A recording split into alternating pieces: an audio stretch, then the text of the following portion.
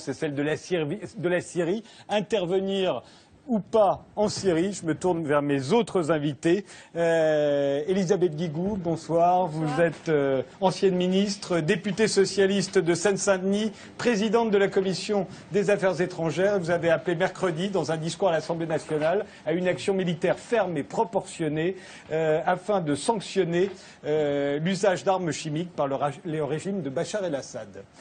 Frédéric Ancel, vous êtes géopolitologue. Votre dernier livre s'intitule « Quelques idées reçues sur le monde contemporain ». Vous êtes favorable à une intervention militaire en Syrie, comme vous aviez soutenu l'idée d'une intervention en Libye, en Irak, en Afghanistan, au Kosovo, en Bosnie et au Koweït pendant la guerre du Golfe.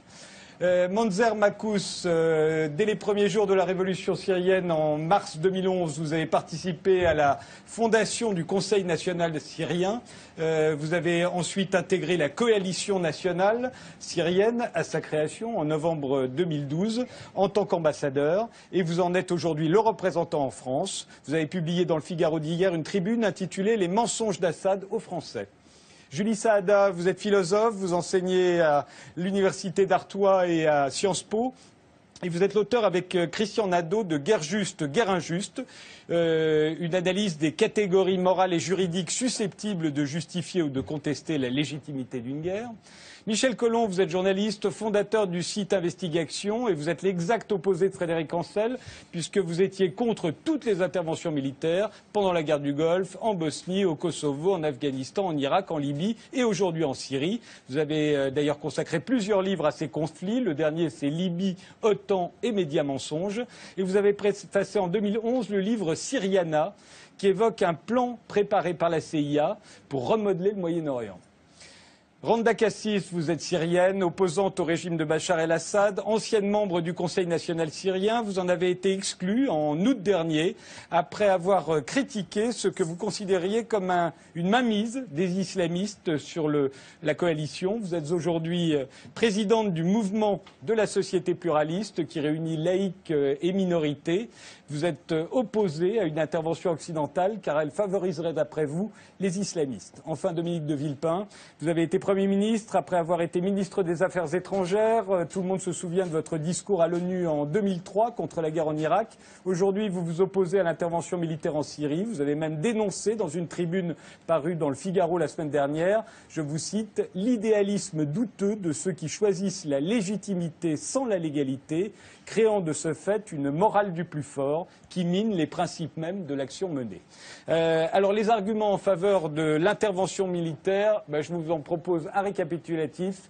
Il dure 2 minutes. C'est tous ceux qui sont pour l'intervention.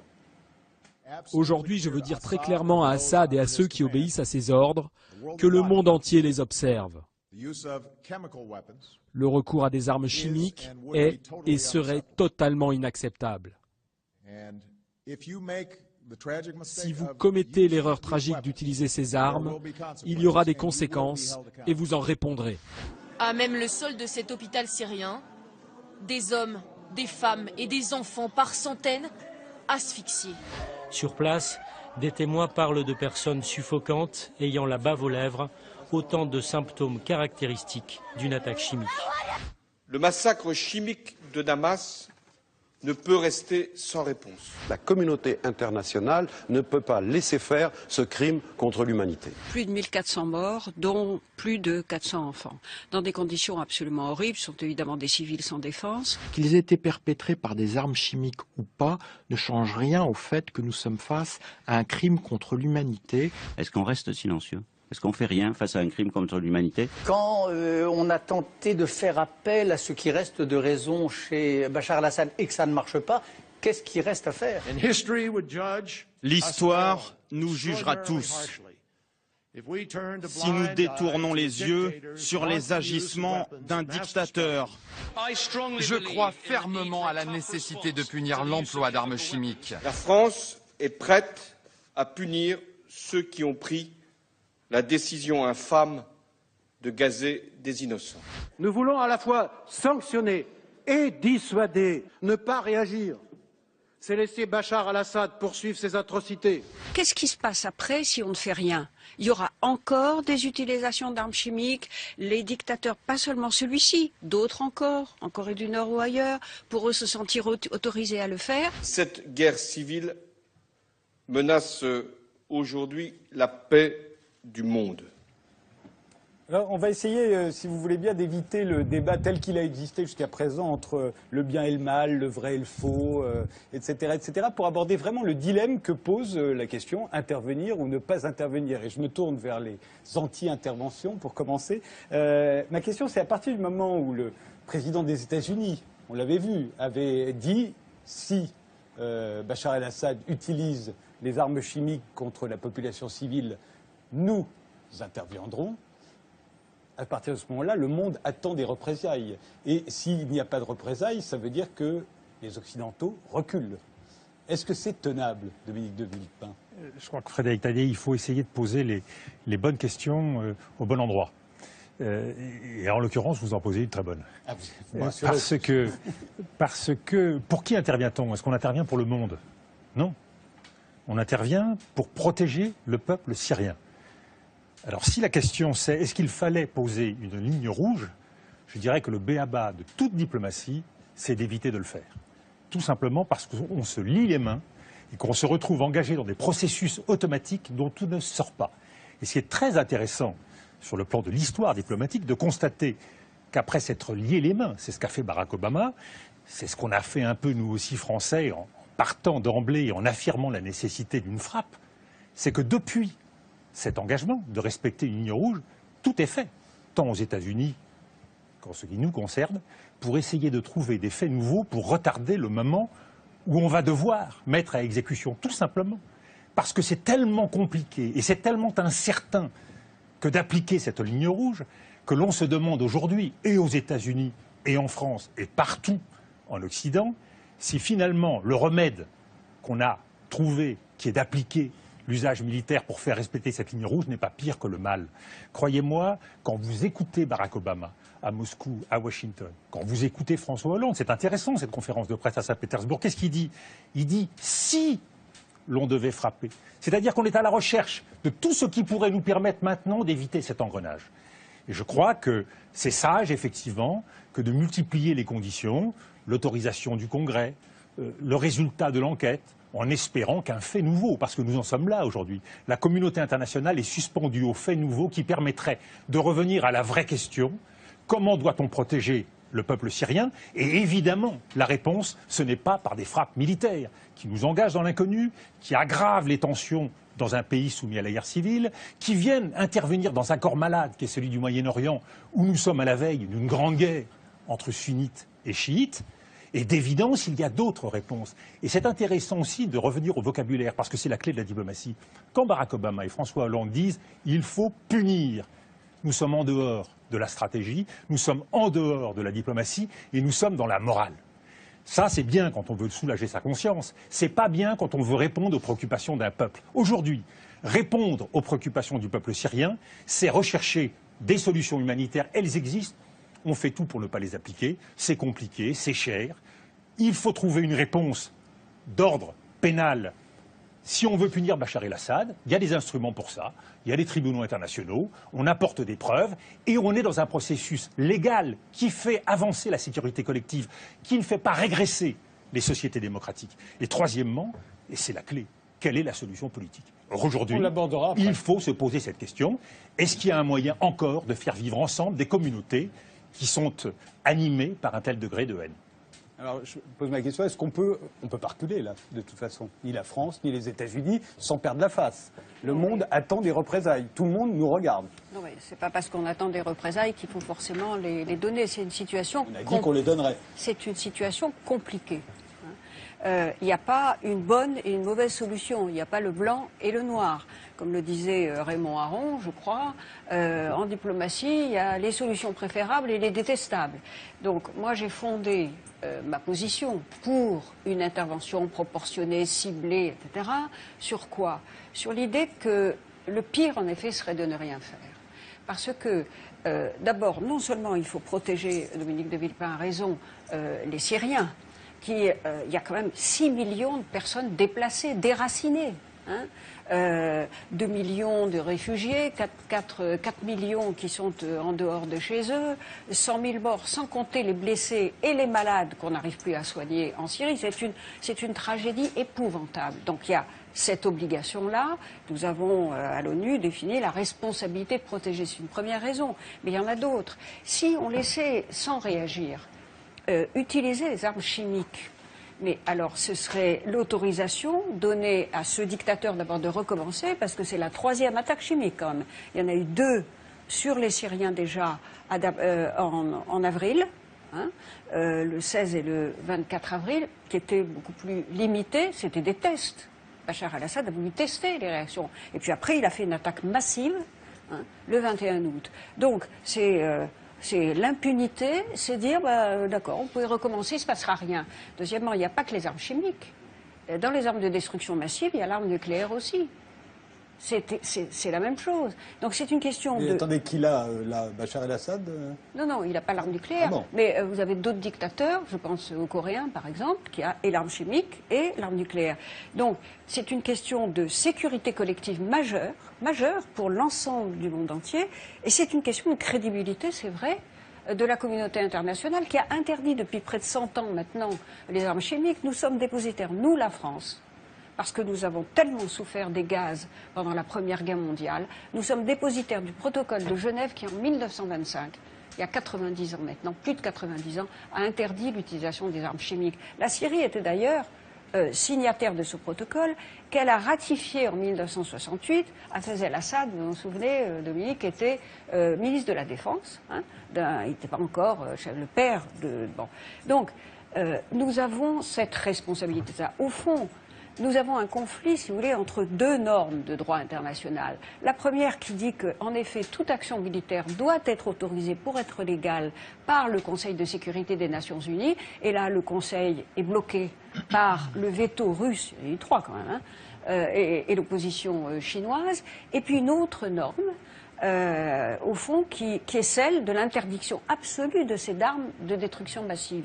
Alors, dans un cas, vous avez ce que les juristes appellent le jus bellum, qui interdit, enfin qui dit la légalité, c'est le Conseil de sécurité. Dans l'autre cas, c'est le jus in bello, le droit dans la guerre, qui interdit les armes chimiques. Alors, nous sommes devant ce dilemme, et je pense, si je vous dis que je pense vraiment que le pire serait de ne rien faire, c'est que je crois que si nous restons dans le statu quo actuel, jamais Bachar el-Assad ne viendra à une table de négociation. La coalition syrienne, encore moins, qui vient de se faire gazer, ses partisans. Donc la seule façon d'amener à la table de négociation, car la seule solution est politique, il n'y a pas de solution militaire naturellement, c'est effectivement de faire cette pression militaire, ces frappes ciblées pour dire on ne laissera pas faire, de modifier un peu à la marge, car il ne s'agit pas de renverser le régime, le rapport de force sur le terrain pour forcer el-Assad de venir à la table de négociation et pour dire à la coalition venez vous aussi parce que vous voyez nous vous avons défendu. Voilà. Je vais vous demander à tous d'être plus courts parce que sinon on n'arrivera pas jusqu'au bout. Oui, tout cela est très bien sûr. C'est un acte de toute façon horrible, un acte condamnable. Même si je suis un tout petit peu réservée, je préfère et prudente, je préfère attendre quand même l'épreuve. Voilà, l'épreuve des enquêteurs de l'ONU. Mais voilà, tout à fait. Mais le problème n'est pas là. Le problème est au-delà même de la chute de Bachar al-Assad. Est-ce que vraiment ça a été préparé, la période de transition? Quelle transition on va avoir en Syrie? C'est l'après-Assad, c'est le jour d'après, c'est ça notre problème. Le problème aujourd'hui n'est pas, c'est-à-dire punir Assad pour le forcer à venir, mais nous ne savons même pas c'est quoi sa réponse, c'est quoi, est-ce qu'il va riposter, est-ce qu'il va utiliser un autre pays? Il en est capable quand même. Souvenez-vous qu'il y a, au début de la révolte, il a parlé, il a inventé, même créé le scénario des islamistes, mais malheureusement, ce sont les opposants qui ont quand même réalisé ce scénario-là. Aujourd'hui, il parle d'une guerre régionale. Je suis certaine qu'il en est capable, qu'il pourra vraiment éclater, ou on va dire, cette région pourra vraiment s'éclater. Alors, comment faire? Est-ce que c'est la solution militaire qu'on veut? Nous savons très bien, nous sommes tous d'accord qu'il n'y aura pas de solution militaire. C'est la solution politique qu'il faut mener. C'est ce processus qu'il faut relancer. Alors, nous savons aussi très bien que les rebelles qui sont en Syrie sont divisés. Ils ne sont pas sous une direction. Alors, la coalition ou les rebelles qui parlent de contrôler 60% de l'ensemble de territoire syrien n'est pas vrai, parce que parmi ce 60%, il y a la zone kurde qui n'est pas dans la coalition, et la zone kurde aujourd'hui, qui est quand même représentée par le Conseil suprême des Kurdes, sont en combat avec les islamistes. Après, il y a l'autre territoire. On va voir que c'est quand même l'autre territoire, c'est désertique, c'est très peu peuplé. Alors après, nous avons aussi d'autres problèmes, les problèmes des minorités. Je vais répéter encore une fois parce que ça existe, ce problème-là. Il ne faut pas ignorer ce problème. Pourquoi aujourd'hui toutes les communautés, ou plutôt les minorités ethniques et confessionnelles en Syrie, soutiennent Assad? Ils le soutiennent parce qu'ils veulent d'abord la garantie de leur sécurité. Si vraiment nous voulons que ces minorités-là le lâchent, il faut garantir leur sécurité. Et c'est là, il faut créer un projet politique. Avant de parler de tout cela, il faut vraiment créer ce projet-là. Un projet que ce peuple, ces communautés-là, arrivent à vivre ensemble. Et à vrai dire, je vois très mal la Syrie redevenir comme avant. Avant, bien sûr, cette révolte. C'est impossible. Il y a tellement de haine, tellement de massacres. Nous parlons de 2 millions, bien sûr, 2 millions de réfugiés, c'est horrible. Nous parlons aussi de 110 000 morts. Selon le OSDH, l'Observatoire syrien de droits de l'homme, quand il parle de 110 000 morts, dont, alors, 42 000 civils, 45 000 de forces gouvernementales, dont le Shabiha, et 25 000 des rebelles, dont alors 4 000 étrangers, en majorité des djihadistes. Voilà, c'est là le problème de ces djihadistes, le problème de tous ces groupes islamistes radicaux qui sont sur le terrain et qui pèsent aussi sur le terrain. Voilà, c'est là où il faut vraiment parler. Je crois, voilà. Manzar Marcos. Oui, il faut regarder le problème à l'origine, les racines du problème. Maintenant, on traite les conséquences du problème. À l'origine, la révolution syrienne, c'était une révolution pacifiste. Pendant 7 mois, il n'y avait que des démonstrations. Tout le monde le sait. Et devant la situation où la communauté internationale laissait le peuple syrien victime à ces régimes du dictateur Bachar al-Assad. Donc, à ce moment-là, il y avait des soldats et les officiers qui ont commencé à déficter parce qu'on a tiré sur la foule, non seulement par les mitraillettes, mais aussi par les canons, par les chars. C'était un truc sauvage qu'on n'a jamais vu. Et les soldats qui ont été chargés de tirer sur la foule, ils ont commencé à déficter. Il faut bien comprendre, un soldat ou un officier qui défecte, il risque de sa vie. Parmi les victimes dont il a cité Randa, il y avait beaucoup de soldats qui ont tenté de déficter et ils étaient tués sur place. Les gens qui ont avait la possibilité de déficter, c'est des gens qui avaient la chance. Il y avait beaucoup de gens qui n'ont pas eu la chance. D'après nos informations, il y a à peu près 5000 soldats qui ont été tués lors de la défection. Et après cette phase de la révolution syrienne, il y avait la formation de l'armée syrienne libre. Pendant quelques mois, il n'y avait même pas de djihadistes en Syrie. Il faut le savoir. Dans une année et demie, les djihadistes vont arriver parce qu'il y avait un vide politique qui avait été complet par les djihadistes. Oui, effectivement, il y a des djihadistes qui viennent de l'étranger, mais je peux vous dire, les djihadistes, beaucoup entre eux étaient fabriqués par le régime. On connaît à peu près 500 personnes, des djihadistes de l'Irak qui sont retournés en Syrie, qui ont été emprisonnés par des problèmes avec le régime à une prison, il s'appelle Sednaya, c'est à peu près à 50 km de Damas. Et lors du début de la révolution, le régime syrien les a armés et lâchés pour déformer l'image de la révolution. D'après nos informations aussi, on connaît que les services secrets russes, ils ont fabriqué un autre, disons, brigade, un autre bataillon, aussi des terroristes qui arrivaient en Syrie pour faire les massacres, pour faire les actions sauvages. Par exemple, qui on coupe la tête, on tire sur les enfants. C'était bien organisé, les services secrets russes, syriens, iraniens, qui ont fabriqué beaucoup de terroristes. C'est l'arme la plus efficace pour eux, pour montrer à l'opinion mondiale qu'il ne s'agit pas d'une révolution, il s'agit des terroristes là. Ça, c'est pas vrai. Et maintenant, la situation est restée telle qu'elle. L'inaction de la communauté internationale, il développe la situation jusqu'à qui on a maintenant cette situation. Et si la communauté internationale reste comme ça, on aura encore inséré un deuxième Afghanistan. Il faut comprendre ça.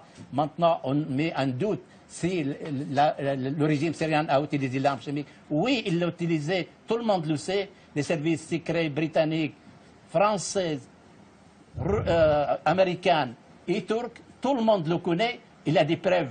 Je pose la question, pourquoi le régime syrien n'a pas permis aux enquêteurs des Nations Unies à ne pas aller sur place à 5 km de leur hôtel, qui, 4 jours après, s'il prétend que c'est les opposants qui ont été faits, il a tout intérêt de les laisser inquiéter et de montrer qu'il est innocent. Ce n'est pas le cas. D'autant plus, les moyens utilisés ne sont pas à la portée de l'opposition, tout le monde le sait. Encore, on a des informations qu'il y avait en réunion, en présence de Bachar al-Assad, à la veille, qui a pris la décision d'utiliser l'arme chimique. Les toutes dernières informations, ils ont décidé d'utiliser 8 litres de produits qui peuvent générer le gaz. Alors, les officiers, il s'appelle Mohamed Aslan, c'est un général qui est le chef d'armes chimiques. Il a utilisé 28 litres. C'est les données des services secrets allemands. C'est pas, on n'a rien inventé. Donc, tout est là pour montrer que le régime syrien, c'est un régime criminel, sans oublier qu'il a massacré le peuple syrien pendant 2 ans et demi et on n'a rien fait. Et c'est ça qui va faire la stabilité dans le Moyen-Orient. Ce n'est pas l'action militaire qui va faire l'instabilité. C'est au contraire, et si on laisse la situation comme ça, il y aura une guerre au Liban, en Irak et même en Jordanie. C'est ça le danger. Alors on a vu tout à l'heure des exemples d'arguments en faveur de l'intervention militaire. Je propose de regarder maintenant les exemples d'arguments contre l'intervention militaire. Il y en a également pour 2 minutes et après évidemment je vous donne la parole. 69% des Britanniques ne veulent pas que le royaume s'engage. Nous n'avons aucune preuve que ce soit le gouvernement syrien qui est responsable de ces attaques. Les Russes ont des images satellites qui disent que ce sont les rebelles. Les preuves doivent être présentées, et si elles ne le sont pas, c'est qu'il n'y a pas de preuves. Le président de la République n'a pas reçu mandat de s'affranchir du cadre des Nations Unies. L'époque des expéditions punitives de quelques puissances relève d'une période révolue. La réalité, c'est qu'on est à poil. Ben oui. Pour l'instant, on est seul. Nous ne sommes pas des justiciers. La France a une politique étrangère et de défense qui doit correspondre à l'intérêt des Français et des pays amis. Je crois qu'on rajouterait de la guerre à la guerre et qu'on n'essaye pas de nous faire croire à nouveau qu'il y aurait une manière de faire cette fois-ci la guerre propre. J'adjure que l'on garde son sang-froid et que l'on préfère les solutions politiques aux solutions de guerre. Qui se trouve mieux depuis qu'on a tout cassé en Libye? Dites-moi, Monsieur Bourdin. Nous sommes des suiveurs dans cette affaire ou pas? Totalement. There is no military solution to the Syrian conflict. Only a political solution can end the terrible bloodshed, grave violations of human rights and the far-reaching destruction of Syria. da un conflitto drammatico e terribile, noi veramente corriamo magari il rischio di una deflagrazione addirittura mondiale di cui non sappiamo valutare. Dans l'Hexagone, ils sont 59% à désapprouver une intervention de la France, bien trop risquée selon eux. Ça va créer quelque chose de plus complexe encore que ça a pu le créer en Afghanistan, en Irak, en Libye. On sait pertinemment que cette armée de rebelles, en réalité, effectue 90% de ses actions main dans la main avec Al-Qaïda. On est donc en train de faciliter l'arrivée au pouvoir des fondamentalistes islamiques. L'opinion publique américaine est sur la même ligne, contre à 60%. Échaudée elle aussi par l'intervention en Irak. Moi je suis contre, car notre pays est toujours enlisé dans les guerres que nous avons menées ces 20 dernières années. Michel Collomb, comment vous le réglez, vous, ce dilemme? Mais écoutez, quand je viens d'entendre monsieur affirmer avec certitude qu'on avait toutes les preuves pour les armes chimiques parce que les services secrets des États-Unis, de la Grande-Bretagne et de la France nous le disaient, les mêmes qui disaient la même chose sur l'Irak, et on sait que c'était un mensonge. Je pense que, bon, moi qui suis les guerres et la propagande de guerre et la désinformation depuis 20 ans, tout ce que je viens d'entendre, là, ça en fait partie. Et je voudrais rappeler cette phrase du Premier ministre britannique Lloyd George. En 1914, il disait « Si les gens savaient à propos de la guerre, elle serait arrêtée tout de suite, mais les gens ne savent pas et ne peuvent pas savoir. » Et cette 20 années d'études sur les guerres et tous les prétextes de ce genre et tous les mythes qui ont été fabriqués comme ça m'ont amené à penser qu'il est très important que les gens qui nous regardent et qui nous écoutent réfléchissent que dans chaque guerre, on applique ce que j'ai intitulé les principes de la propagande de guerre. On ne peut pas évidemment dire qu'on fait la guerre pour le pétrole, pour le gaz, pour le fric, etc. Donc il faut travailler l'opinion publique, premièrement en cachant les intérêts. Et je m'excuse, la question de la Syrie, c'est très simple. Il y a du pétrole, il y a du gaz, il y a des gazoducs, il y a des projets énormes en dessous de la Méditerranée qui intéressent Israël, tiens. Et quand on voit que Total et le Qatar, maintenant en Libye, se partagent le gaz, ben, il ne faut pas faire un dessin. Le deuxième grand principe de la propagande de guerre, c'est de cacher l'histoire. Et la France se pose en donneuse de... Enfin, la France d'en haut se pose en donneuse de leçons. Il ne faudrait quand même pas oublier que le colonialisme français a bombardé les Syriens en 1945 pour les empêcher d'acquérir leur indépendance, a pratiqué et organisé la division de la Syrie, notamment sur des bases religieuses, et puis que toute l'histoire de la Syrie, depuis qu'elle a résisté à Israël, ça a été le travail des États-Unis et d'Israël pour affaiblir et briser la Syrie. Et Roland Dumas disait il n'y a pas longtemps qu'il y a 2 ans, on lui avait dit à Londres, on prépare quelque chose contre la Syrie, est-ce que tu veux en faire partie? Il avait dit non, 2 ans avant les manifestations. Le troisième grand principe de la propagande de guerre, c'est qu'il faut absolument, quand on a décidé d'attaquer pour le pétrole, le gaz ou le fric, il faut absolument diaboliser l'adversaire. Et donc là, on a droit à toute une série d'histoires. Et celui qui dit, moi je sais, qui dit ici, je sais tout ce qui se passe en Syrie, je n'ai aucune certitude, pour moi c'est un charlatan. Je pense qu'il n'y a pas de guerre propre, je pense qu'on a vu des atrocités des deux côtés. Et je pense que quand on se réclame de la justice, dire avant toute enquête, je sais qu'il va falloir faire quelque chose et je sais qui est coupable, c'est pas sérieux. Un tribunal qui jugerait comme ça ne serait pas accepté. Sur la question des armes chimiques, c'est évidemment intolérable. Je voudrais juste poser la question à ceux qui connaissent bien les États-Unis. Quel est le pays dans l'histoire qui a le plus utilisé des armes chimiques, biologiques et bactériologiques? Sinon les États-Unis, avec 250 kilos d'armes chimiques balancées sur le Vietnam et maintenant encore des bébés qui naissent comme des monstres. Et dans toute une série d'autres pays. Donc si Obama trouve que les armes chimiques c'est intolérable, il ne doit pas aller très loin pour punir les coupables. Le quatrième grand principe de la propagande de guerre, c'est qu'il faut toujours se présenter comme défendant les victimes. On fait toujours des guerres soi-disant humanitaires. Mais là, la mèche a été vendue hier ou avant-hier, je ne sais plus, par Bernard Kouchner, qui est un pro-interventionniste, et qui a dit devant une télé française, bien sûr que le but c'est de renverser Bachar el-Assad, mais il faut un habillage diplomatique. Ça veut dire qu'on n'est pas là pour défendre les Syriens, parce qu'en réalité c'est une guerre qui a été provoquée par les États-Unis et leurs alliés dès le départ, comme Roland Dumas l'a dit. On n'est pas là pour protéger les victimes et pour les empêcher. Au contraire, on veut qu'il y en ait plus pour avoir un prétexte d'intervenir. Et je tiens à rectifier les mensonges qui ont été dits. Le gouvernement syrien est parfaitement d'accord de négocier.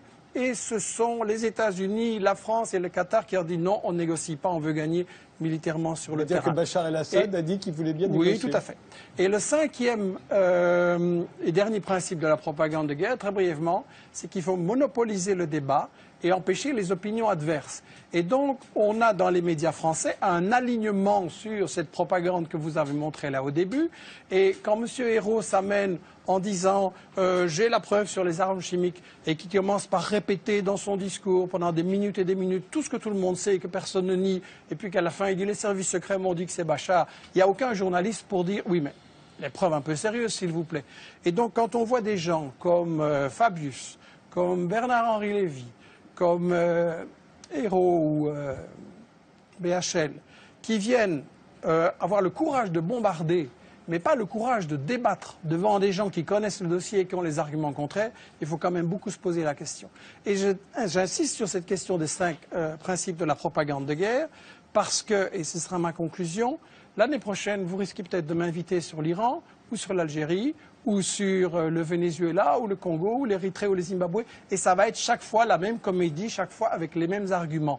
Il n'y a pas de guerre vraiment humanitaire, il y a toujours des intérêts pour le fric, il y a toujours des intérêts pour les matières premières, et il est temps quand même qu'on se dise, si on veut une humanité solidaire et mettre fin aux guerres, il faut voir qui provoque ces guerres.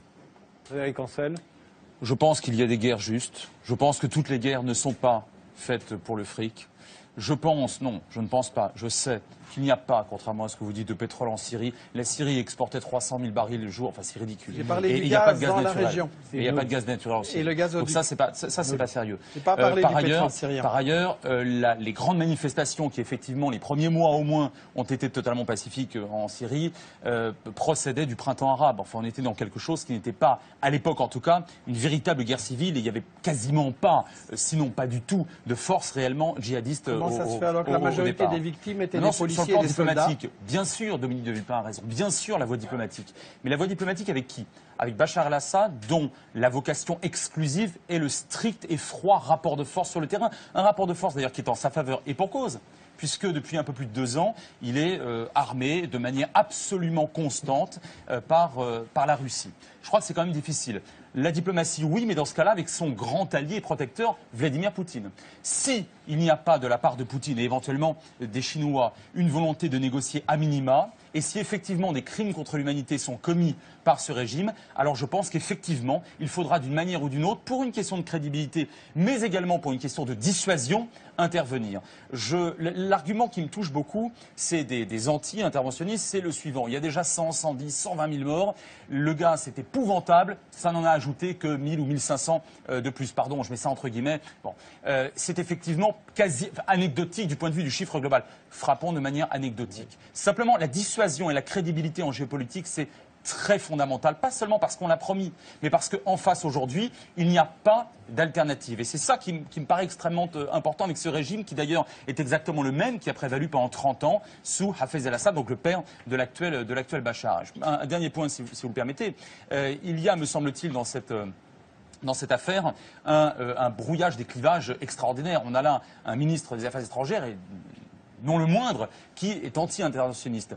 J'ai pu constater, et avec moi tous les Français, que deux autres anciens ministres des Affaires étrangères, dont le moins qu'on puisse dire est qu'ils ne sont pas très favorables aux néoconservateurs américains, messieurs Védrine et Juppé, ils sont favorables. Pourquoi? Pour une question, encore une fois, de crédibilité. Et je suis de ceux qui considèrent que la puissance doit être assumée. La puissance n'a rien de honteux, qu'elle soit occidentale ou pas occidentale, je m'en fiche. La puissance au service, alors, du droit, soit du droit avec un D majuscule lorsque c'est possible au Conseil de sécurité, soit au service du moindre mal, je ne vais pas très loin, du moindre mal, et notamment pas en faveur de ceux qui propagent du gaz de combat dans la population, doit être utilisé. De temps en temps, il faut pouvoir utiliser la force. Il y a des guerres justes. J'invente rien, Saint-Augustin l'a dit bien avant moi. Et j'ajoute un dernier point, si vous le permettez. Le paradigme fondamental de la Seconde Guerre mondiale, avec la force absolue utilisée par Roosevelt et Churchill. Et je sais que c'est très différent de ce qui se passe aujourd'hui, mais tout est différent. Chaque cas est très différent. Ce paradigme-là, on doit toujours l'avoir en tête. Le résultat, ça a été l'émergence de deux grandes démocraties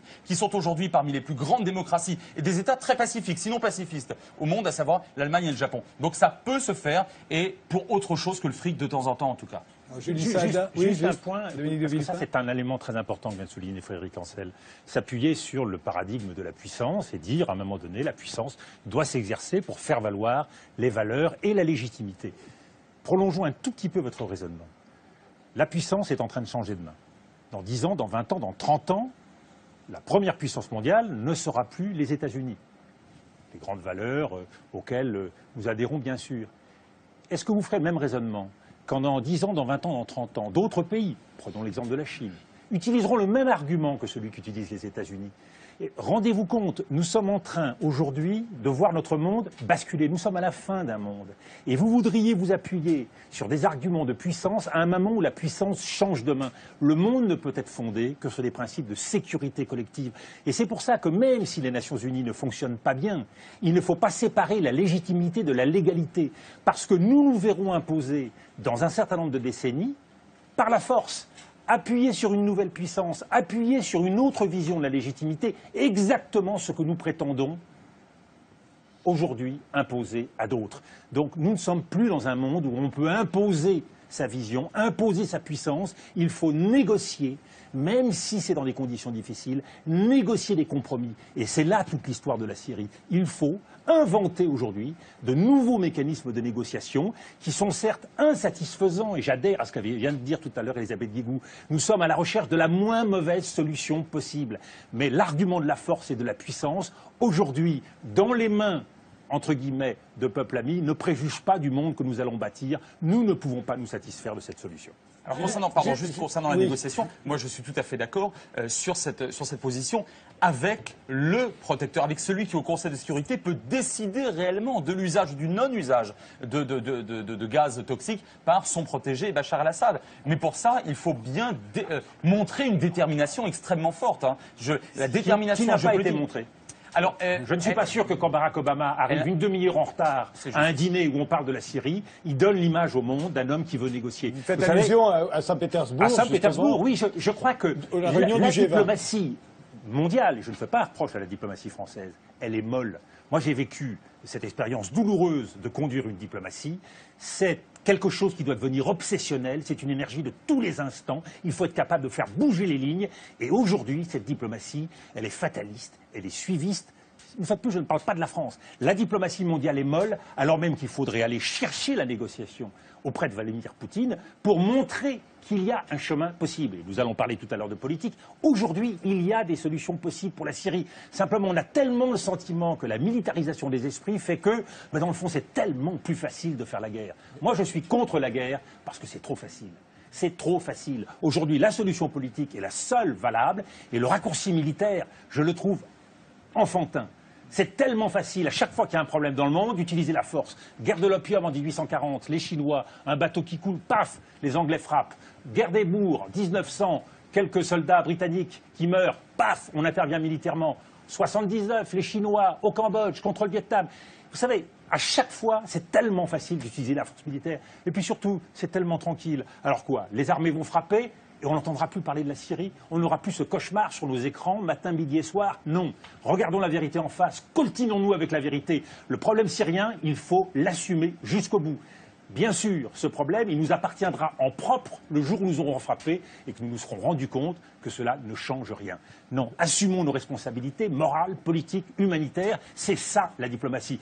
Et encore faut-il que la diplomatie mondiale soit animée d'insomnie, c'est-à-dire de cette volonté de changer l'ordre des choses. Nous sommes beaucoup trop fatalistes et beaucoup trop passifs. Une fois de plus, c'est un reproche collectif. Je vais vous donner la parole, mais je voudrais d'abord, Julie Saada, puisqu'on a parlé de guerre juste, de guerre injuste, et que c'est justement ce que vous étudiez, vous êtes tenté d'étudier. Je ne sais pas d'ailleurs de quel côté je vous ai assise là, mais je ne sais pas si vous êtes pour ou contre l'intervention. La question n'est pas là d'ailleurs. L'important, c'est justement cette guerre contre la Syrie, cette intervention militaire, elle entre dans quelle catégorie selon vous? quand on s'intéresse à la question de la guerre juste, en tout cas telle que moi je m'y suis intéressée, je me suis, avec Christian Nadeau dans cet ouvrage, je me suis penchée sur les critères que l'on peut utiliser, soit pour justifier des interventions, soit pour critiquer aussi des situations politiques et des situations de guerre, aussi bien dans le déclenchement de la guerre que dans son déroulement et aussi dans l'après-guerre. Bien. Donc on doit considérer ces trois types de registres normatifs. Ce qui me frappe dans le débat actuel, c'est qu'au fond, on est face à des dilemmes qui sont absolument insolubles. C'est-à-dire qu'on invoque tantôt des justifications morales, tantôt des justifications politiques en termes de sécurité, tantôt des justifications juridiques, mais là, clairement, on en manque. C'est-à-dire que nous sommes face à des insuffisances du droit international et des institutions internationales. Et je pense que ça, c'est aussi une question que l'on doit se poser. C'est-à-dire, au fond, qu'est-ce qui fait que nous avons des institutions, le Conseil de sécurité, qui ne permet pas d'intervenir, qui bloque, et que pouvons-nous faire dans les situations de veto? Par exemple, une des choses que je n'ai pas tellement entendu formuler, c'est est-ce qu'on ne pourrait pas demander l'avis de l'Assemblée générale des Nations unies, qui est un organisme beaucoup plus démocratique, puisque chaque État a une voix. Donc là, il y aurait la possibilité de prendre des décisions, ou au moins d'avoir un avis qui soit un petit peu plus multilatéral. À la majorité. Bien, à une majorité, tout à fait. Et de formuler des arguments. Peut-être qu'on aurait aussi d'autres idées sur les manières de procéder, premièrement. Deuxièmement, ce qui me frappe dans ce débat et dans les justifications que l'on invoque pour intervenir, justifications faites par exemple par Barack Obama ou par François Hollande, c'est le registre de la punition. Or, je ne suis pas certaine que l'on doive répondre à un crime contre l'humanité par une guerre et qu'une guerre est une vocation punitive. C'est-à-dire qu'il existe des institutions, une en particulier la Cour pénale internationale, qui ne juge pas des États, c'est-à-dire que quand on mène une guerre dite punitive contre un État, eh bien c'est simplement de la rhétorique, c'est simplement une manière de justifier une intervention, mais du point de vue du droit, ça n'a aucune valeur, puisqu'il n'y a pas de responsabilité pénale des États en droit international. Il y a des responsabilités individuelles. Et ça, c'est quand même un acquis extrêmement important depuis la Seconde Guerre mondiale, c'est-à-dire que des auteurs de crimes contre l'humanité, de génocide ou de crimes de guerre, doivent pouvoir répondre de leurs actes face à une juridiction internationale. Maintenant, évidemment, on est dans une qui n'est pas reconnue par tout le monde. Qui n'est pas reconnue, et c'est là le problème. C'est-à-dire qu'on est de nouveau bloqué par le Conseil de sécurité, qui pourrait en effet faire une saisine, mais qui ne va pas le faire. Bien. Donc nous sommes dans une situation où le droit international est bloqué, où les institutions internationales sont bloquées, et où même les institutions pénales, en particulier l'institution pénale qui est la CPI, est bloquée. Bien. Donc on pourrait aussi s'interroger, c'est-à-dire qu'il n'y a pas simplement le débat devons-nous, oui ou non, intervenir. Il y a des questions plus vastes à se poser qui sont celles-là, et que l'on se pose très peu, c'est-à-dire qu'on s'est placé dans une situation qui nous met face à des dilemmes qui sont absolument tragiques, étant donné évidemment la gravité de la situation. On le fait alors que nous n'avons quasiment rien fait depuis que le conflit syrien a commencé, d'accord ? C'est-à-dire qu'au fond, on aurait là une situation, alors le critère qu'on appelle dans les doctrines, qui n'est pas ce qu'on appelle les doctrines de la guerre juste, c'est pas la même chose que la rhétorique de la guerre juste employée par Bush. C'est au contraire ce qui peut permettre de la critiquer. Je précise ce point-là. Par exemple, la question du critère du dernier recours. Lorsque nous n'avons plus de solution diplomatique, par exemple, eh bien, ou de moyens de pression, ou de blocus, etc., eh bien alors nous utilisons la force armée. Sauf que là, on n'est même pas dans ce cas-là. Quand on compare, par exemple, avec la situation du Kosovo, il y avait eu une espèce de structuration tout de même des mesures, et ensuite il y avait eu une intervention. Bien. Là, on n'est même pas dans ce cas-là. Et c'est là le problème. C'est-à-dire, qu'avons-nous fait ou nous n'avons pas fait grand-chose. Or, il y a eu des crimes de guerre et il y a eu 110 000 morts jusqu'à présent. Voilà. Deuxième chose. Écoutez, je vais m'arrêter là pour l'instant. J'ai d'autres choses à dire. Justement, il y avait dans ce dilemme, je vous redonne la parole, mais dans le dilemme qui est posé par la question intervenir ou ne pas intervenir, il y en a un second, c'est que s'il y a on l'a dit tout à l'heure, s'il n'y a pas d'intervention, les grandes puissances perdent la face, perdent toute crédibilité. Mais s'il y a une intervention militaire et qu'elle lui règle... Pas si elles font autre chose. Oui. Vous supposez qu'il n'y a pas d'alternative à l'intervention. La grande puissance peut parfaitement dire il y a tout à coup une fenêtre qui s'ouvre, Oui. et il y a une action diplomatique qui peut être menée, donc on renonce pour le moment à l'intervention. C'était effectivement votre réponse. Mais il n'y a pas que la crédibilité, il y a la dissuasion de recommencer. N'oublions pas ça. Par rapport à tous ceux qui Sur les pourraient armes chimiques profiter de la brèche. peut-être, Mais je veux dire que sur s'il y a d'autres une armes intervention de militaire et qu'elle ne règle rien, ou qu'elle provoque un chaos encore plus grand que celui qui règne aujourd'hui, à ce moment-là, ça va être terrible. C'est-à-dire que si les puissances occidentales n'apportent pas la paix, la sécurité et la justice, à ce moment-là, leur légitimité, c'est quoi? Or, jusqu'à présent, dans le passé récent, que ce soit en Afghanistan, en Irak ou même en Libye, on ne peut pas dire que l'action militaire des grandes puissances a apporté ni la paix, ni la démocratie, ni la sécurité. Donc est-ce qu'en intervenant, on ne prend pas un aussi grand risque qu'en n'intervenant pas? Bien, d'abord, je voudrais dire, par rapport à deux remarques que vous avez faites, madame, moi, j'aime pas le terme punir. Non seulement parce que la sanction devrait relever de la Cour pénale internationale, en l'état actuel du droit et de la situation internationale, ça n'a aucune chance de se faire. La Syrie n'est pas signataire, n'a pas ratifié la charte. Il faudrait donc passer par le Conseil de sécurité qui serait aussi bloqué sur le recours à la Cour pénale internationale qu'il est bloqué sur la question... On sait très bien que la Cour pénale internationale ne juge que les vaincus. Non. Ouais, Si. enfin, on peut après. C'est un non, mais et de toute façon, voilà. Donc moi, j'aime pas ce terme punir. Il a une connotation morale. Je préfère parler de sanctions pour dissuader de recommencer. Ça, c'est une première chose. Deuxièmement, il est évident que cette crise syrienne, après d'autres, d'ailleurs cette tragédie, nous montre qu'il va falloir essayer de refonder, en effet, le droit international pour s'adapter au nouveau monde que nous voyons, qui est complètement bouleversé, qui est un monde en réalité apolaire aujourd'hui. Plus personne ne commande. Bon. Donc, nous avons certainement une réflexion, et sur ce point, je suis d'accord avec Dominique de Villepin. Alors maintenant, pourquoi je récuse le terme de raccourci, enfin, raccourci militaire, c'est une belle formule. Vous l'avez trouvé, vous l'utilisez, c'est très bien. Mais il y a, en l'occurrence, il n'est pas question d'avoir un raccourci militaire. Il est question de chercher une solution politique. Alors laquelle? C'est là qu'il faut vraiment pousser la réflexion. Moi, je crois, comme vous, Dominique de Villepin, qu'il faudrait quand même agir pour avoir des corridors humanitaires. Voilà. Venir en aide à la population syrienne, je l'ai dit à plusieurs reprises dans le débat à l'Assemblée nationale. Deuxièmement, si le Conseil de sécurité est bloqué, l'Assemblée générale des Nations unies, il faudrait, pour qu'on puisse avoir quelque chose, une majorité des 2/3. C'est absolument inatteignable en l'état actuel des choses. Donc cette voie-là me paraît fermée en dehors des problèmes de principe qu'elle pose, puisque de toute façon ça court-circuite le Conseil de sécurité et c'est pas non plus... On a bien vu que tout est bloqué. Troisième, non, alors, donc celle-ci est bloquée, la Cour pénale est bloquée, l'Assemblée est bloquée, les corridors humanitaires, pourquoi pas. Vous avez cité dans un récent article du Figaro des zones d'exclusion aérienne, mais alors là, il s'agirait de faire la guerre, et pas simplement parce qu'il faudrait des moyens aériens tout à fait considérables, probablement un appui au sol, donc c'est vraiment s'engager dans une vraie guerre, là, pour le coup. Donc on est quand même assez démunis. Ce que je crois, c'est que la vraie solution est d'amener les pays de la région d'abord, et cette proposition, je l'ai faite à l'Assemblée nationale, puisque la formule Genève 2, c'est-à-dire les pays de la région plus les Syriens, les deux parties syriennes, ensemble autour de la table, on n'arrive pas à déboucher, c'est bloqué aussi. Pourquoi ne pas commencer par rassembler les pays de la région, comme on l'avait fait dans Genève 1, avec l'Iran?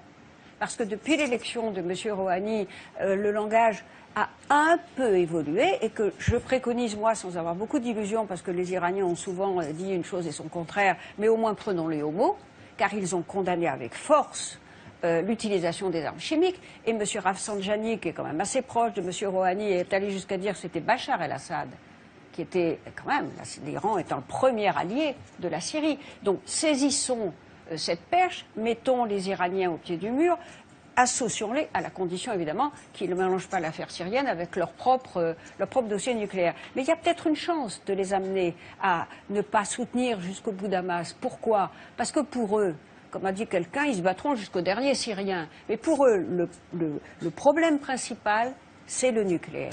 Donc s'ils s'aperçoivent que ça peut... Voilà. Alors, il y a peut-être une solution là-dedans à mettre autour de la table et à faire venir ensuite les Syriens. Mais j'ajoute que l'intervention militaire, si elle a lieu, parce que ça dépend du vote du Conseil des Nations Unies, on attend, je crois que c'est sage, le rapport des inspecteurs. Je veux dire, moi, j'en attends pas grand-chose, parce que nous savons très bien d'abord que les inspecteurs de l'ONU, ils n'ont pas reçu mandat de dire qui avait utilisé les armes chimiques. Donc, de toute manière, le mieux qu'ils puissent dire, c'est oui, il y a eu, ils vont répondre à une question à laquelle nous avons déjà la réponse, c'est-à-dire oui, il y a eu une attaque chimique.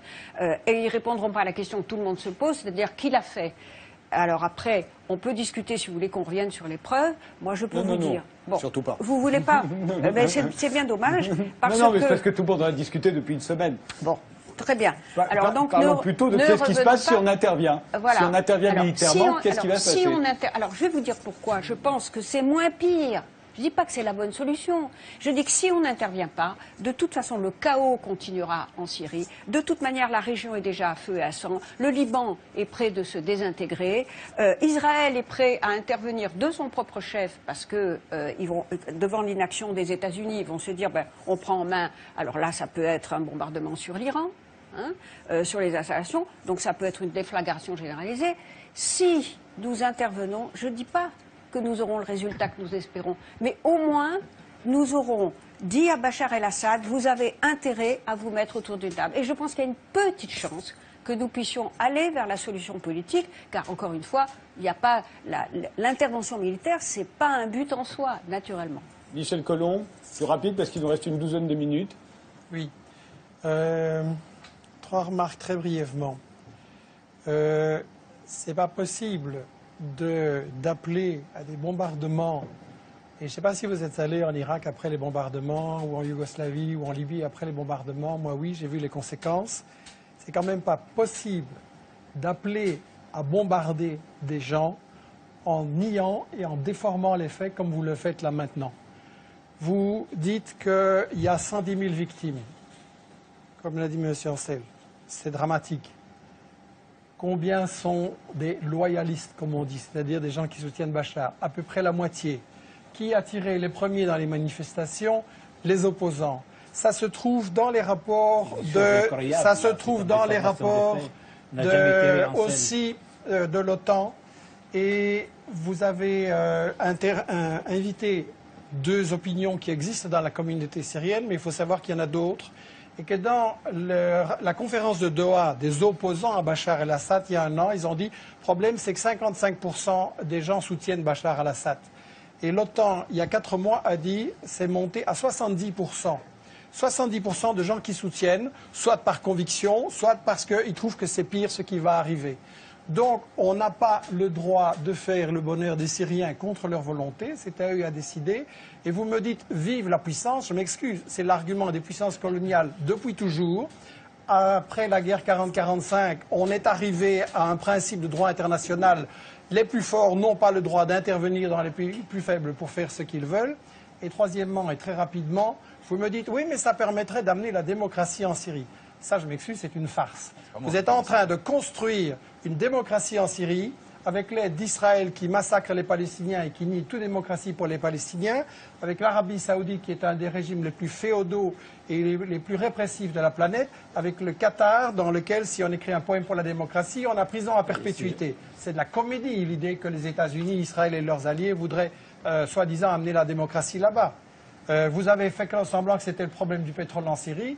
Ne faites pas la bête, vous savez quand même très bien que la question, c'est le gaz en dessous de la Méditerranée, le gazoduc qui passe, qui est le projet du Qatar pour approvisionner l'Europe, et la Syrie est dans le chemin. Ça se trouve aussi dans les documents des think tanks que vous avez aux États-Unis. J'attends des informations incroyables que l'opposition a commencé à tirer sur les soldats, c'est incroyable. Mais on parle beaucoup d'une solution politique. Je pose la question, est-ce que le régime syrien veut faire une solution politique? J'ai dit non, parce qu'il avait 3 tentatives. D'abord la mission de la Ligue arabe, seconde la mission de Kofi Annan, et la troisième c'était la mission de Akhdar al-Brahimi. Et tout a été saboté par le régime syrien lui-même. Dans l'actuelle balance des forces aujourd'hui en Syrie, où il y a le régime syrien, c'est l'armée parmi les plus puissantes dans la région. L'Iran, c'est la puissance régionale la plus forte. La Russie, la puissance internationale, on connaît qu'est-ce que c'est la Russie. Et Hezbollah, quand on a accepté 10 à 15 000 combattants dans le pays étranger, entre, c'est une invasion en Syrie et tout le monde l'a dit un seul mot. Est-ce que dans ces balances de force, à l'autre côté, il y a l'opposition, c'est rebelle, oui, il y a un peu d'aide, oui, de la part des pays arabes du Golfe, oui, mais la balance, elle est extraordinaire. Vous ne pouvez jamais rêver d'arriver en solution politique dans ces conditions. Il faut rétablir d'abord la balance et après on verra. Mais le régime syrien ne veut jamais accepter en solution politique. On veut la solution politique. Vous recopiez ce que disent les États-Unis. On veut la solution politique. Parce qu'on a déjà 200 000, pas 100 000. 100 000 morts, enterrés physiquement et 100 000 disparus. Qui a refusé de négocier un demi-million de gens dans la prison. Il y a à peu près 150 000 blessés, y compris 10 000 personnes handicapées entièrement. Est-ce que ça peut donner l'espoir qu'on peut faire une solution politique avec ces régimes? Jamais. C'est une tentative de gagner le temps. La Russie, quand même, je vais vous dire un mot qui a dit M. Lavrov, nous étions chez lui, dans son bureau à Moscou, il a dit, nous étions du Conseil national syrien, est-ce que vous pensez que l'Occident va venir de vous sauver? À ne pas faire illusion. Ils ne vont jamais intervenir en votre faveur. Et c'est ça qui a fait comprendre au régime syrien, il n'aura jamais une intervention extérieure. Vous pouvez faire tout ce que vous voulez. Il réalise l'ambition de la Russie. C'est une reproduction de la guerre froide. La Russie, il reste insérée en fenêtre d'entrer dans la région. Et il y a aussi des nécessités internes. On n'a pas le temps de dire quelle est l'origine de la position russe. C'est un truc d'origine externe. C'est le problème des islamistes dans le Caucase russe, dans les pays voisins de la Syrie, effectivement. Dans les pays aussi d'Asie centrale, mais aussi à l'intérieur. Poutine aujourd'hui, vous gagnez des points vis-à-vis de l'opposition russe qui monte aujourd'hui à une flèche en Russie. C'est ça à l'origine de la position russe. On ne comprend pas pourquoi la Russie aussi supporte le régime syrien. Randa Kassis. Le problème, c'est que M. Maros demande, en fait, puisqu'il demande de changer le rapport des forces, ça veut dire qu'il demande un équilibre de la terreur. C'est tout simplement, ce sera ça en Syrie. Et malheureusement, c'est-à-dire, nous parlons toujours d'une solution politique, mais à vrai dire, il n'y a pas que le régime qui n'a jamais voulu avoir ou entamer des négociations. Il y avait aussi la coalition nationale. La faute, le double drame des Syriens, à vrai dire. Ils ont un double drame, c'est qu'ils ont un régime et une coalition si rigide. C'est ça la vérité. Et les pays qui sont en pointe, les trois pays qui sont en pointe, les États-Unis, la France et l'Angleterre, ils n'ont jamais exploré vraiment ce processus-là. Ce que nous demandons aujourd'hui, je crois, ce que nous demandons en fait, et les autres opposants, puisqu'il y a d'autres forces d'opposition qui veulent un processus politique pour sortir bien sûr de cette crise-là. Alors aujourd'hui, qu'est-ce qu'on va faire? Je suis certaine que le régime aujourd'hui a bien compris et il est prêt aussi. Il est prêt de négocier. Nous ne pourrons pas parler de régime comme un seul, de toute façon, appareil ou un seul corps. Il y a une partie aussi de ce régime qui voudront négocier et entamer des négociations, mais le blocage était toujours de la part aussi de ces trois pays, plus la coalition. Voilà, c'est ça le problème. Nous pourrons, je crois que la meilleure chose à faire d'abord, c'est de rassembler les acteurs dans cette région, la Russie, les États-Unis, y compris l'Iran, plus bien sûr la France et l'Angleterre, pour avoir un compromis entre eux et puis avoir un compromis entre les forces d'opposition et le régime même. Frédéric Ancel. Tout ça hors crime contre l'humanité, c'est parfait. Ça, il n'y a aucun problème. Discuter avec Bachar el-Assad, il n'y a aucun problème, à condition, bien évidemment, qu'il souhaite, à tout le moins, partager le pouvoir. Évidemment, il ne le fera pas. Et je vais vous dire, je vais peut-être vous décevoir. Je ne suis absolument pas en faveur d'une intervention qui modifierait les rapports de force. Pour le coup, je pense que ce n'est pas à nous autres, occidentaux, ni à personne, de décider pour le peuple syrien ce dont il doit disposer comme régime politique. En revanche, je pense que l'usage de gaz toxiques contre de la population l'aviation civile, qui est interdit par les Nations Unies à plusieurs titres et par plusieurs instances onusiennes d'ailleurs, doit d'une manière ou d'une autre, effectivement, pas être puni, c'est un terme que j'ai détesté et que je trouve en réalité contre-productif, mais doit pouvoir marquer une tentative de dissuasion. Et par ailleurs, je considère que, en dépit de ce qui a été dit de manière fantasmatique, il n'y a en Syrie rien d'intéressant sur le plan économique et sur le plan énergétique. Et avoir J'ai parlé de la région, ne faites pas la bête. et avoir la très grande vélocité de Barack Obama dans sa volonté d'intervenir, si vous voulez, je crois que là, on n'est pas chez un Bush menteur et proactif avec les compagnies pétrolières sur la Syrie. Enfin, tout ça n'a absolument pas de sens. Donc je pense réellement qu'il doit pouvoir y avoir, outre ou au-delà de la négociation politique, mais encore une fois, je pense avec les protecteurs d'Assad, au moins une démonstration de force. Et je vais peut-être, cette fois-ci, vraiment vous décevoir, je ne suis pas pour une guerre, je suis pour une intervention symbolique. Et quand je dis symbolique, par exemple, frapper un palais présidentiel. Par exemple, frapper une usine ou un laboratoire de recherche chimique, bactériologique, que sais-je encore. Ça ne servira pas à grand-chose, ça sera un moindre mal par rapport au fait de ne rien faire. Quant aux puissances émergentes, je ne suis d'ailleurs pas certain, Monsieur le Ministre, qu'elles soient aussi émergentes que ça au regard de l'effondrement de leur croissance économique ces dernières années. Mais admettons, de toute façon, la Russie et la Chine, jusqu'à présent, nous ont démontré un souverainisme absolu parce qu'elles ne souhaitent absolument pas qu'on mette, encore une fois, pas seulement les Occidentaux, le nez dans leurs propres affaires internes. Je pense évidemment au Caucase, je pense aux Ouïghours et je pense au Tibet. Par conséquent, elles ne changeront pas de posture. C'est la raison pour laquelle je pense qu'il faut toujours, aux côtés des efforts diplomatiques, conserver en quelque sorte ce qu'on appelle, vous savez, la carotte et le bâton. Conserver au moins une menace de la puissance au service du droit, ou en tout cas, encore une fois, je le précise, d'un moindre mal. Or, un crime contre l'humanité, c'est le mal absolu. Dernier mot pour finir, Dominique de Villepin, mais juste parce que vous préconisez une solution diplomatique, il faut y passer toute son énergie, mais ça donnerait quoi pour vous, l'avenir de la Syrie? D'abord, nous avons expertisé dans le passé ce que donne la loi de la puissance. Les États-Unis, grande puissance démocratique, ont montré qu'ils pouvaient mentir au monde et préconiser une intervention, soi-disant pour respecter le droit, en fait pour le bafouer. Je crois que nous sommes au point assez désespéré quand on regarde la Syrie, d'un corps plus que malade, en situation quasiment terminale, où il faut que la diplomatie revienne à son essence, c'est-à-dire la réalité politique. Il faut renverser la table. Et renverser la table, ça veut dire regarder avec des yeux neufs la Syrie. Regarder les yeux neufs, c'est-à-dire s'imprégner de l'histoire. Sous mandat français, dans les années 30 et 40, la Syrie était une fédération formée de 4 États. Aujourd'hui, est-ce que le peuple syrien peut encore vivre ensemble? Certainement pas pour les prochaines années. Et il faut donc avoir le courage, aujourd'hui, de dire que nous devons peut-être en passer en Syrie par une période de partition visant à séparer des communautés qui ne peuvent pas vivre ensemble, compte tenu de l'exaspération de la situation. N'oublions pas que depuis le IXe siècle, ce sont les Alaouites qui ont été exterminés en grande partie par les sunnites. N'oublions pas qu'au-delà des 13% d'Alaouites, il y a 10% de Syriens, donc des minorités importantes. Ces minorités, il faut les protéger. Il y a les Kurdes qui ont déjà une autonomie, ils forment une région à eux seuls.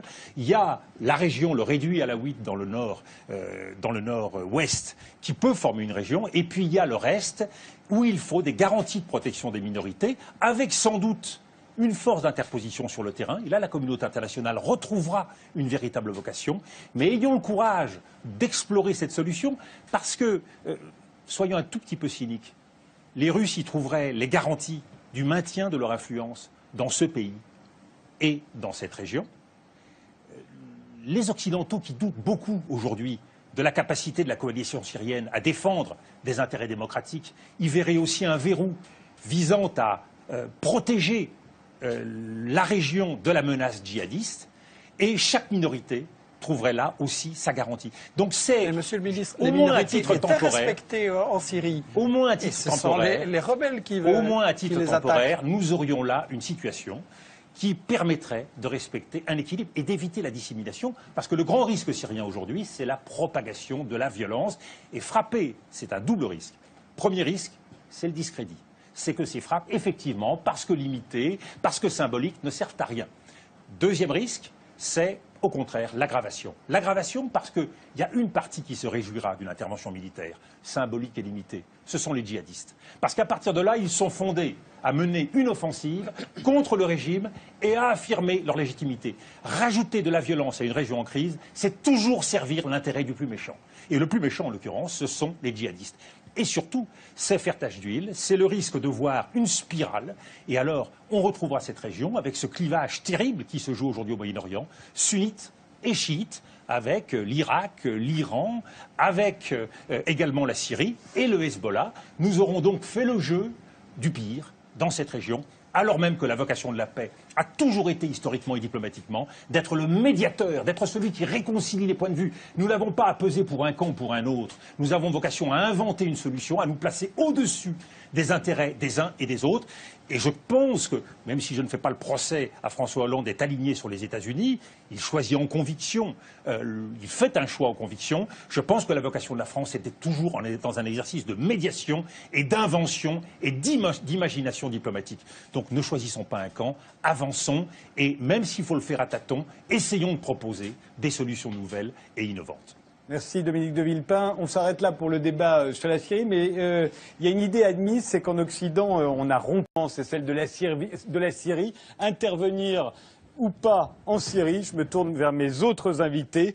Elisabeth Guigou, bonsoir. Vous êtes ancienne ministre, députée socialiste de Seine-Saint-Denis, présidente de la Commission des Affaires étrangères. Vous avez appelé mercredi, dans un discours à l'Assemblée nationale, à une action militaire ferme et proportionnée afin de sanctionner l'usage d'armes chimiques par le régime de Bachar el-Assad. Frédéric Ancel, vous êtes géopolitologue. Votre dernier livre s'intitule « Quelques idées reçues sur le monde contemporain ». Vous êtes favorable à une intervention militaire en Syrie, comme vous aviez soutenu l'idée d'une intervention en Libye, en Irak, en Afghanistan, au Kosovo, en Bosnie et au Koweït pendant la guerre du Golfe. Monzer Makous, dès les premiers jours de la révolution syrienne en mars 2011, vous avez participé à la fondation du Conseil national syrien.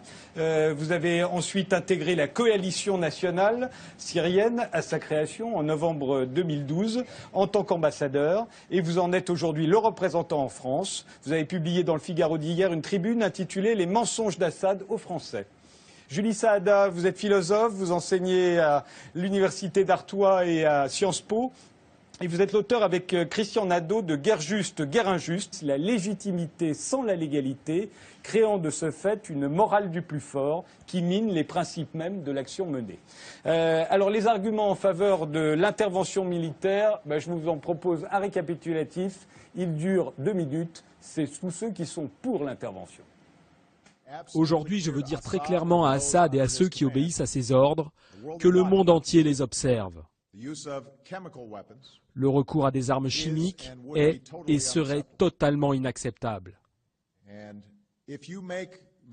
Si vous commettez l'erreur tragique d'utiliser ces armes, il y aura des conséquences et vous en répondrez. À même le sol de cet hôpital syrien, des hommes, des femmes et des enfants par centaines asphyxiés. Sur place, des témoins parlent de personnes suffocantes, ayant la bave aux lèvres, autant de symptômes caractéristiques d'une attaque chimique. Le massacre chimique de Damas ne peut rester sans réponse. La communauté internationale ne peut pas laisser faire ce crime contre l'humanité. Plus de 1400 morts, dont plus de 400 enfants, dans des conditions absolument horribles, ce sont évidemment des civils sans défense. Qu'ils aient été perpétrés par des armes chimiques ou pas ne change rien au fait que nous sommes face à un crime contre l'humanité. Est-ce qu'on reste silencieux ? Est-ce qu'on fait rien face à un crime contre lui? Une analyse des catégories morales et juridiques susceptibles de justifier ou de contester la légitimité d'une guerre. Michel Collomb, vous êtes journaliste, fondateur du site Investigation et vous êtes l'exact opposé de Frédéric Ancel puisque vous étiez contre toutes les interventions militaires pendant la guerre du Golfe, en Bosnie, au Kosovo, en Afghanistan, en Irak, en Libye et aujourd'hui en Syrie. Vous avez d'ailleurs consacré plusieurs livres à ces conflits. Le dernier, c'est Libye, OTAN et médias mensonges. Et vous avez préfacé en 2011 le livre Syriana qui évoque un plan préparé par la CIA pour remodeler le Moyen-Orient. Randa Kassis, vous êtes syrienne, opposante au régime de Bachar el-Assad, ancienne membre du Conseil national syrien. Vous en avez été exclue en août dernier après avoir critiqué ce que vous considériez comme une mainmise des islamistes sur la coalition. Vous êtes aujourd'hui présidente du mouvement de la société pluraliste qui réunit laïcs et minorités. Vous êtes opposée à une intervention occidentale car elle favoriserait, d'après vous, les islamistes. Enfin, Dominique de Villepin, vous avez été Premier ministre après avoir été ministre des Affaires étrangères. Tout le monde se souvient de votre discours à l'ONU en 2003 contre la guerre en Irak. Aujourd'hui, vous vous opposez à l'intervention militaire en Syrie. Vous avez même dénoncé dans une tribune parue dans le Figaro la semaine dernière, je vous cite, « l'idéalisme douteux de ceux qui choisissent ». Quand on a tenté de faire appel à ce qui reste de raison chez Bachar el-Assad et que ça ne marche pas, qu'est-ce qui reste à faire? L'histoire nous jugera tous. Si nous détournons les yeux sur les agissements d'un dictateur. Je crois fermement à la nécessité de punir l'emploi d'armes chimiques. La France est prête à punir ceux qui ont pris la décision infâme de gazer des innocents. Nous voulons à la fois sanctionner et dissuader, ne pas réagir. C'est laisser Bachar el-Assad poursuivre ses atrocités. Qu'est-ce qui se passe après si on ne fait rien? Il y aura encore des utilisations d'armes chimiques. Les dictateurs, pas seulement celui-ci, d'autres encore, en Corée du Nord ou ailleurs, pour eux se sentir autorisés à le faire. Cette guerre civile menace aujourd'hui la paix du monde. Alors, on va essayer, si vous voulez bien, d'éviter le débat tel qu'il a existé jusqu'à présent entre le bien et le mal, le vrai et le faux, etc., pour aborder vraiment le dilemme que pose la question intervenir ou ne pas intervenir. Et je me tourne vers les anti-interventions pour commencer. Ma question, c'est à partir du moment où le président des États-Unis, on l'avait vu, avait dit si Bachar el-Assad utilise les armes chimiques contre la population civile, nous interviendrons. À partir de ce moment-là, le monde attend des représailles. Et s'il n'y a pas de représailles, ça veut dire que les Occidentaux reculent. Est-ce que c'est tenable, Dominique de Villepin? Je crois que Frédéric Tadier, il faut essayer de poser les bonnes questions au bon endroit. Et en l'occurrence, vous en posez une très bonne. Parce que, pour qui intervient-on? Est-ce qu'on intervient pour le monde? Non. On intervient pour protéger le peuple syrien. Alors si la question c'est est-ce qu'il fallait poser une ligne rouge, je dirais que le b.a.-ba de toute diplomatie, c'est d'éviter de le faire. Tout simplement parce qu'on se lie les mains et qu'on se retrouve engagé dans des processus automatiques dont tout ne sort pas. Et ce qui est très intéressant sur le plan de l'histoire diplomatique, de constater qu'après s'être lié les mains, c'est ce qu'a fait Barack Obama, c'est ce qu'on a fait un peu nous aussi Français en partant d'emblée et en affirmant la nécessité d'une frappe, c'est que depuis cet engagement de respecter une ligne rouge, tout est fait, tant aux États-Unis qu'en ce qui nous concerne, pour essayer de trouver des faits nouveaux pour retarder le moment où on va devoir mettre à exécution, tout simplement. Parce que c'est tellement compliqué et c'est tellement incertain que d'appliquer cette ligne rouge que l'on se demande aujourd'hui, et aux États-Unis